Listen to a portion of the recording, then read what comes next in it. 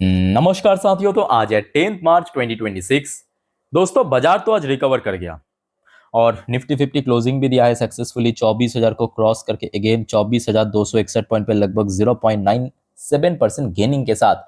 सो क्या लगता है कल रिकवर कर पाएगा और निफ्टी 24,500 को क्रॉस कर पाएगा? क्या लगता है आप लोगों को? कमेंट करके बताइए। सो दोस्तों मार्केट से रिलेटेड बहुत सारे अपडेट भी है और काफी बढ़िया बढ़िया अपडेट है, एक एक करके शेयर करूंगा। तो रिक्वेस्ट करूंगा आप सभी को प्लीज वीडियो को बिना स्किप के पूरा अंत तक जरूर देखना और खास करके इस वीडियो की आखिरी 3-4 मिनट पे जब हम मार्केट को समझेंगे, मतलब निफ्टी 50 बैंक निफ्टी कल किस तरह ओपन हो सकता है, किस तरह मूव कर सकता है, कहाँ पे रेजिस्टेंस है, कहाँ पे सपोर्ट है, सब कुछ हम डिटेल में डिफाइन करेंगे। मिस मत करना उस पार्ट को, ठीक है? तो आइए सर सबसे पहले चेकआउट करते हैं कि आज हमारे मार्केट एनालिस्ट दोस्त ने क्या कहा। देखिए सबसे पहले यहाँ पे कुछ इंपॉर्टेंट लेवल्स मेंशन किया है मार्केट एनालिस्ट ने। रेजिस्टेंस लेवल मेंशन किया आज क्लोजिंग के बेस पे 24,300, क्योंकि आज 24,300 के नीचे क्लोजिंग हुआ, तो इमीडिएट रेजिस्टेंस मेंशन किया 24,300 को। उसके बाद अगर रिकवर हो गया, मतलब ऊपर पहुंच गया, तो 24,600 अगला टारगेट मेंशन किया। ये रिकवरी अगर आगे एक्सटेंड किया तो अच्छा। नीचे की तरफ सपोर्ट पॉइंट मेंशन किया 24,000, बिकॉज पिछले 2-3 दिन से 24,000 के नीचे पहुंच गया था और आज अगेन रिक्लेम किया 24,000 को, तो एक रेजिस्टेंस बन जाता है सपोर्ट, ठीक है? तो ये रहा आपका पहला एनालिस्ट की फोरकास्ट। अच्छा, सेम टॉपिक को देखिए दूसरे एक और एनालिस्ट ने कवर किया मनी कंट्रोल के वेबसाइट पे, अपने एक विचार रखा टेक्निकल व्यू। देखिए strong follow up buying needed to push Nifty above 24,500। सो यहाँ पे सबसे पहला फैक्ट तो यही मेंशन किया कि अभी देखिए काफी रिकवरी करना बाकी है, एक अच्छा पुश चाहिए 24,500 को जान। ये भी फैक्ट है कि काफी हद तक नीचे गिर गया था। ऑयल करेक्शन कूल वीक्स जो आज हमें देखने को मिला था कि जियोपॉलिटिकल टेंशन थोड़ा सा कम होने के कारण जो सडनली ऑयल प्राइस बढ़ गया था, बहुत ऊपर पहुंच गया था, वो काफी हद तक नीचे आ चुका है। अभी भी हम चेक करेंगे लगभग 10-11% नीचे ही चल रहा है, और जिसके कारण जो मार्केट में वोलेटाइल इंडेक्स या विक्स वो भी नीचे आ चुका है। और बैंक निफ्टी के लिए जो क्रूशियल लेवल मेंशन किया 57,500। ये भी फैक्ट है कि देखिए पिछले कुछ ट्रेडिंग सेशन पे बैंक निफ्टी में गिरावट एक्चुअली बहुत ज्यादा हुआ है ना। खैर इस टॉपिक को दोस्तों इस वीडियो की आखिरी 3-4 मिनट पे चर्चा करेंगे, बट उसके पहले चलिए बहुत सारी इंपॉर्टेंट जानकारी आपको देना है। आइए थोड़ा पेशेंस रखिए और स्टेप बाय स्टेप करके देखते जाइए। ओके, बहुत सारे यहाँ पे अपडेट है। सबसे पहले तो देखिए आज जापान की जीडीपी डेटा आउट हुआ।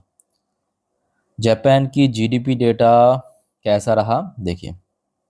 प्रीवियस मंथ पे तो प्रीवियस क्वार्टर में तो बहुत ही खराब था, मतलब जो इकोनॉमी है श्रिंक कर गया था, एकदम कॉन्ट्रैक्शन फेज में पहुंच गया था, माइनस नेगेटिव में था।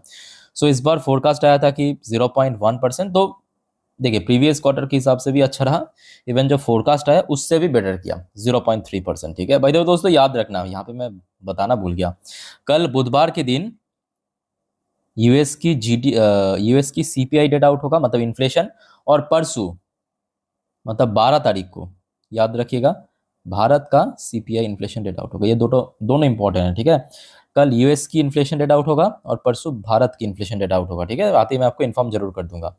अच्छा, उसके बाद आ जाइए आपके सरकार की तरफ से जो foreign direct investment FDI norms के अंदर कुछ यहाँ पे ईजेस किया है, मतलब सरल किया है। Government eases FDI norms for China other countries sharing land border with India. तो ऐसे कुछ देश हैं जो भारत के साथ लैंड बॉर्डर शेयर करता है, ठीक है? उनके लिए जो फॉरेन डायरेक्ट इन्वेस्टमेंट है वो और ज़्यादा आसान कर दिया ताकि बाहर से फ्लो आए, मतलब भारत में विदेशी निवेश हो। तो ये कहीं ना कहीं देखा जाए कि एक निवेशक की पॉइंट ऑफ व्यू से हो या आमतौर पे एक अच्छा यहाँ पे डिसीजन लिया है। अच्छा, दूसरा जो यहाँ पे खबर आ रहा है, कैबिनेट क्लियर जल Jeevan Mission 2.0 and other project worth 8.8 lakh crore. ये कोई छोटा मोटा प्रोजेक्ट नहीं है, 8 लाख करोड़ से बड़ा प्रोजेक्ट है। एक बार मैं आपको एग्जैक्टली क्या है पढ़ के समझा देता हूं तो आपको बेटर क्लैरिटी मिलेगा। The union cabinet on Tuesday, मतलब आज, approved a series of major infrastructure and public utility initiative with a combined financial outlay of about 8.7 lakh crore की बहुत बड़का साइज का एक प्रोजेक्ट डिक्लेयर किया, including the launches of Jal Jeevan Mission 2.0 aimed at strengthening rural drinking water service delivery across the country. तो ये बहुत सही है। अब देखना होगा कि आगे क्या होता है, ठीक है। अच्छा, उसके बाद देख लीजिए आपके क्रिजिल की एक रिपोर्ट के अनुसार India's February power demand hit 15 years high amid rising temperature. ये फैक्ट है कि इस बार जो है, देखिए पिछले साल क्या था पता है, पिछले साल मतलब 2025 में हमने देखा था कि गर्मी का मौसम बहुत ही मतलब शॉर्ट टाइम के लिए आया था। मतलब इधर 2025 में गर्मी शुरू भी हुआ था थोड़ा लेट, उधर खत्म भी हो गया जल्दी, जिस वजह से हमने देखा कि मानसून थोड़ा ज्यादा टाइम से था 2025 में। बट 2026 में जो है ना, आईएमडी ऑलरेडी यहाँ पे फोरकास्ट कर चुका है कि भारत में गर्मी काफी पड़ेगा, ठीक है। और यहाँ पे देखा गया कि इस बार फरवरी पे 15 साल की जो हाई है, मतलब पावर सेक्टर में डिमांड, वो आज टच किया है हाई टेम्परेचर की वजह से। तो ऑब्वियसली यहाँ पे जितने भी पावर कंपनी है ना, मैं बार बार कह रहा हूँ, 2026 पावर सेक्टर के लिए एक बढ़िया अपॉर्चुनिटी हो सकता है। पावर सेक्टर के लिए याद रखना, ठीक है। चाहे वो फाइनेंसिंग की काम करे, डिस्ट्रीब्यूशन की काम करे, जनरेशन की काम करे, does not matter, power sector से कनेक्टेड होना चाहिए, ठीक है। Huge demand. अच्छा, नेक्स्ट देखिए यहाँ पे एक और रिपोर्ट की कैबिनेट एनओडी अप्रूवल दिया है 11,944 crore road and railway project. Awesome. चलो इसके ऊपर कल नजर रखना, इंफ्रास्ट्रक्चर बेस्ड कंपनी, ठीक है। अच्छा, जैसे कि आपको दोस्तों पता होगा कि रिसेंटली एलपीजी सिलेंडर की जो भाव बढ़ने के बाद बहुत ज़्यादा क्राइसिस हमें देखने को मिला, ह्यूज डिमांड देखने को मिला, ठीक है। और जो यहाँ पे सुनने को आ रहा है कि ऑलरेडी मुंबई के अंदर 20% जो होटल है वो बंद हो चुका है, शट हो चुका है, और 50% में क्लोज सून, बाकी जो 50% है वो बहुत जल्दी यहाँ पे क्लोज हो जाएगा। अब ये चीज़ को देखते हुए, क्योंकि ये आज की इंसिडेंट है, यहाँ पे सेंटर की तरफ से भी कुछ डिसीजन लिया है। LPG production increase by 10%, crude oil position is sound and improving से गवर्नमेंट सोर्स, ठीक है। तो यहाँ पे सरकारी सोर्स के हिसाब से जो प्रोडक्शन है 10% दोस्तों इंक्रीज कर दिया है सरकार ने। लेट्स से आगे क्या होता है, आशा रखता हूँ कि जल्दी सब सही हो जाएगा। अब देखिए ये सब चीज़ ना, मतलब ना सेंट्रल गवर्नमेंट की हाथ है ना स्टेट गवर्नमेंट की हाथ है। सिंपल बात यह है कि देखिए जो निवेशक है उनको तो पता ही है कि क्यों हो रहा है, अलग से बताने की जरूरत नहीं है। जो भी जियोपॉलिटिकल इश्यूज चल रहे हैं उसी वजह से हो रहा है क्राइसिस, ठीक है। और सिर्फ ये भारत में ही नहीं, आप एशिया की कोई भी देश को उठा के देखिए, मोस्टली देश में ये क्राइसिस हमें देखने को मिल रहा है, ठीक है। तो आशा रखता हूँ कि जितना जल्द ये जंग खत्म होगा, वॉर खत्म होगा, उतना ही बेटर होगा, है ना। बाय द वे, आज रेडिंगटन जो शेयर है इसके प्राइस में जबरदस्त उछाल हमें देखने को मिला। इसके पीछे कारण क्या बताया जा रहा है कि आईफोन जो है ना, 25% जो न्यू आईफोन है वो मेड इन इंडिया होगा। मतलब ये दुनिया भर की जितने भी आईफोन बनता है उसमें 25% भारत से बनता है आज की डेट में, ठीक है। अब ये रेडिंगटन क्या करता है, आईफोन की एक बहुत बड़ी डिस्ट्रीब्यूटर है, जिस वजह से इसमें 15% कुछ हाल हमें देखने को मिला शेयर में, ठीक है। अच्छा, एक और फैक्ट आप ये भी देख लीजिए, जैसे कि आज हमने देखा कि जियोपॉलिटिकल टेंशन थोड़ा सा कम होने के कारण गोल्ड, सिल्वर एंड कॉपर की प्राइस क्योंकि रेज हो चुका है, आज बढ़ चुका है ना। और जिसके कारण ये जो कंपनीज है, पॉलीकैब हो गया, के इंडस्ट्री हो गया, ये एक्चुअली बनाता क्या है, ये बनाता है आपकी जो वेयर है, वेयर अंदर क्या होता है, कॉपर होता है। तो रॉ मटेरियल क्या है इसका, कॉपर है। तो कॉपर प्राइस बढ़ जाएगा मतलब क्या, शेयर में गिरावट होगा। क्यों होगा, मार्जिन कम हो जाए ना कंपनीज की, इसी वजह से, ठीक है, याद रखना। अच्छा, उसके बाद देखिए भारत की ऑयल मिनिस्टर हरदीप सिंह पुरी जी, इनकी तरफ से कहा गया India securing energy flow from different source. तो देखिए रिसेंटली जो इंसिडेंट हुआ है, मतलब मिडिल ईस्ट में टेंशन, वहां पे जंग के कारण भारत अभी और ज्यादा अलग अलग सोर्स के थ्रू हम लोग खरीद रहा है एनर्जी। एनर्जी मतलब यहाँ पे सिर्फ ऑयल नहीं, ऑयल के साथ साथ नेचुरल गैस हो गया, कोल हो गया, मतलब कोयला हो गया, ठीक है। No gas shortage. साथ में इन्होंने ये भी कहा कि इमीडिएटली कोई गैस, मतलब जो गैस है उसकी कोई शॉर्टेज नहीं है। बट हाँ, ये भी फैक्ट है, अगर हम रियलिटी को चेक करें, कि क्राइसिस तो चल रहा है, आशा रखता हूँ कि जल्दी वो सॉल्व हो जाएगा। अच्छा दोस्तों, यहाँ पे कुछ शेयर्स है, लगभग 6 के आसपास शेयर, जो कि एनएससी की एफएनओ सेगमेंट पे जा सकता है। एफएनओ सेगमेंट मतलब जो फ्यूचर एंड ऑप्शन, मतलब जो फ्यूचर एंड ऑप्शन ट्रेडर है वो इस पर्टिकुलर शेयर्स को लेकर आके ट्रेड भी कर सकता है, ठीक है। कौन कौन सी शेयर आप फटाफट नोट कीजिए। एक तो आपकी अदानी पावर हो गया, कोचिन शिपयार्ड हो गया, हुंडई मोटर हो गया, मोतीलाल ओसवाल फाइनेंशियल सर्विस हो गया, निपॉन इंडिया हो गया एंड विशाल मेगापार्ट। ये 6 कंपनी दोस्तों याद रखना एफएनओ सेगमेंट पे इंक्लूड होगा बहुत जल्दी, ठीक है। आज उसके बाद आ जाइए मूडीज की एक बहुत बेहतर, मतलब important report, west Asia war could impact demand and hurt the Indian economy. तो दोस्तों एक बहुत बड़ा रिपोर्ट पेश किया मूडीज ने। मूडीज के हिसाब से, मूडीज आपको पता होगा एक इंटरनेशनल रेटिंग एजेंसी कम इन्वेस्टमेंट फंड कंपनी। तो मूडीज के हिसाब से जो वेस्ट एशिया या मिडिल ईस्ट में जो जंग चल रहा है उसका इम्पैक्ट हमें भारत में एक तो डिमांड एंड जो इकोनॉमी, वहां पे दोस्तों इम्पैक्ट होता हुआ नजर आ सकता है, जो कि बिल्कुल ही सही बात नहीं है, ठीक है।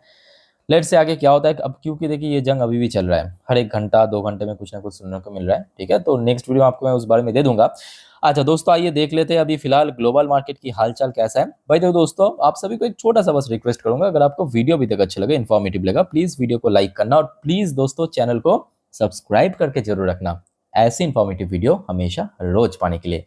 देखिए आप जब सब्सक्राइब भी करते हो ना, तो मुझे भी काफ़ी ज़्यादा मोटिवेशन मिलता है इस प्रकार की जानकारी आप तक पहुंचाने के लिए। तो फटाफट दोस्तों सब्सक्राइब कर लीजिए, एकदम फ्री ऑफ कॉस्ट है, ठीक है।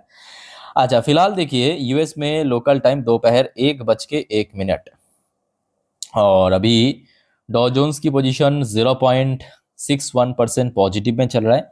सिर्फ आधा ट्रेडिंग सेशन खत्म हुआ है, बाकी आधा बाकी है, तो अभी कह सकते हो कि पोजिशनल वाइज बेटर है।